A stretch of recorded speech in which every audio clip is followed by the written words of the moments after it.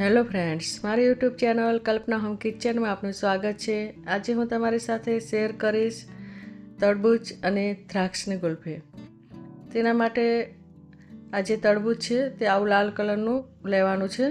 જો લાલ કલરનું તરબૂચ મળે તો આપણે એમાં કલર ઉમેરવાની જરૂર પડતી નથી અને ગુલ્ફી સારી બને છે। અને દ્રાક્ષ અને તરબૂચની ગુલ્ફીનો ટેસ્ટ એકદમ સરસ આવે છે, તો તમે જરૂરથી આ ગુલ્ફી બનાવજો। તરબૂચના જ્યુસની રેસીપી પણ મેં મારી ચેનલમાં આપેલી છે, તે પણ તમે જરૂરથી જોજો। આના આપણે મીડિયમ સાઇઝના ટુકડા કરી લેવાના છે। આવી રીતે આપણે બધું જ તરબૂચ કટિંગ કરી લેવાનું છે।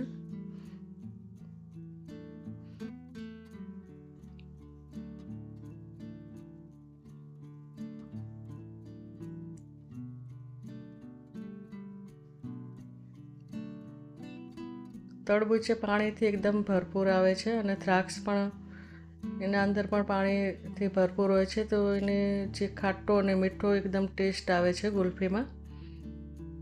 આ જે દ્રાક્ષ છે તેને આપણે આવી રીતે કટિંગ કરી અને પછી ધોઈ લેવાની છે।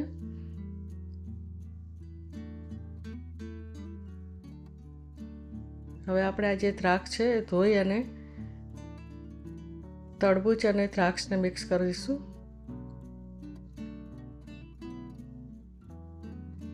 આ જે દ્રાક્ષ છે તે આવી લાંબી સાઈઝની હોય તો એ મીઠી હોય છે, તો એવી દ્રાક્ષને પસંદ કરવાની જેની સાઈઝ આવી લાંબી હોય છે।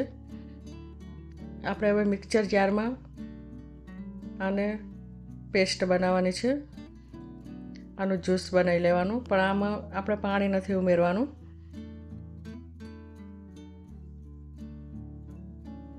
આવી રીતે આપણે જારમાં ભરી અને એનો જ્યુસ બનાવી લઈશું।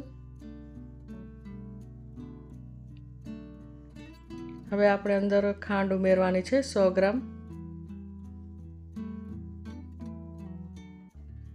અને હવે આપણે એનું જ્યુસ બનાવી લઈશું।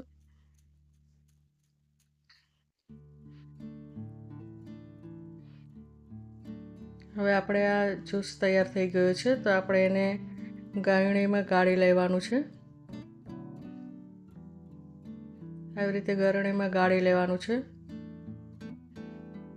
એનો જે બીજ અને જે કંઈ કચરો હોય એ બધું નીકળી જાય છે।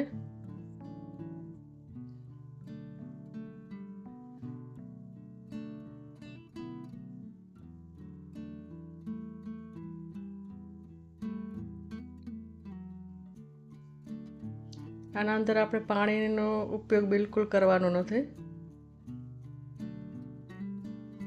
આવી રીતે આપણે બધું જ ગાળી લેવાનું છે અને ગરમ પણ કરવાનું નથી।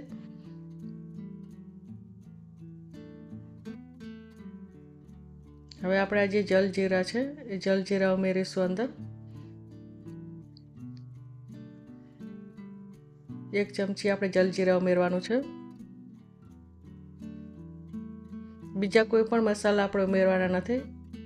જલજીરાથી જે આનો જે ટેસ્ટ છે એકદમ સરસ આવે છે।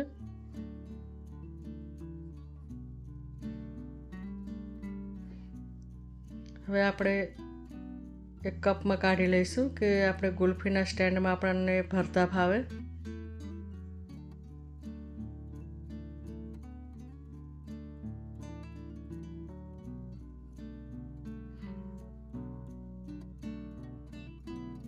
હવે આપણે આ જે ગુલ્ફીનું સ્ટેન્ડ છે તેમાં ભરી લઈશું।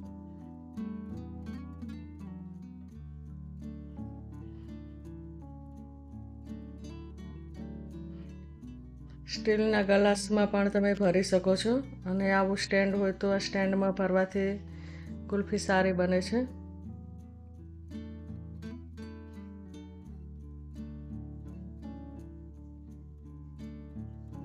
આવી રીતે આપણે બધી જ ગુલ્ફી ભરી લેવાની છે।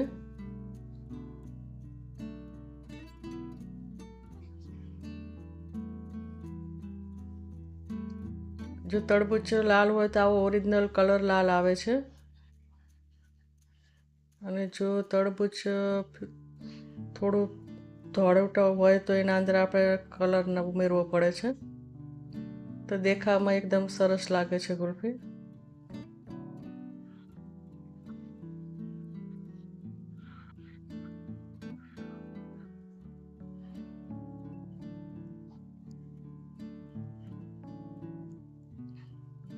આવી રીતે આપણે બધી જ ગુલ્ફી ભરી લેવાની છે.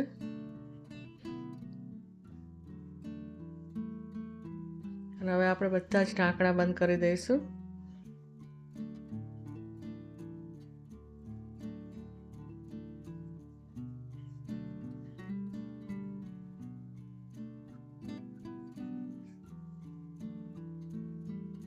આવી રીતે આપણે ઢાંકણ બંધ કરી અને પછી આને ફ્રીજમાં 7-8 કલાક માટે આપણે મૂકી દઈશું ફ્રીઝરમાં. અને જામતા બહુ વાર લાગે છે એટલે 7-8 કલાક રાખવું પડે છે. હવે આપણે આ જે વધુ છે તે આપણે આ ડબ્બામાં ભરી દઈશું કે જેનો આકાર આવી રીતે છે. તો એકદમ સરસ બનશે આ ડબ્બામાં પણ.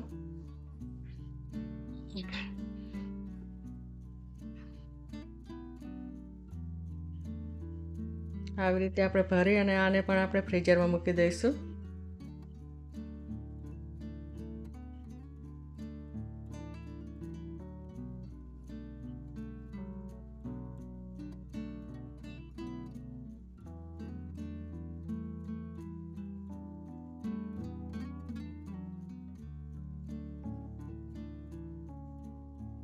આનું જે ઢાંકણું છે એકદમ ફિટ હોવું જોઈએ. જો ફિટ હોય તો જ, નહીંતર બરાબર જામશે ને.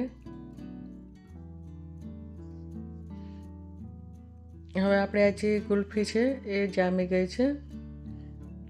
તો હવે આપણે એને પાણીમાં, સાદા પાણીમાં રાખી અને ઓગાળી લેવાની અને આવી રીતે કાઢી લેવાની. આ ગુલ્ફી એકદમ સરસ બનીને તૈયાર થઈ ગઈ છે. આવી રીતે આપણે આ જે બધી જ ગુલ્ફી છે એ બની ગઈ છે.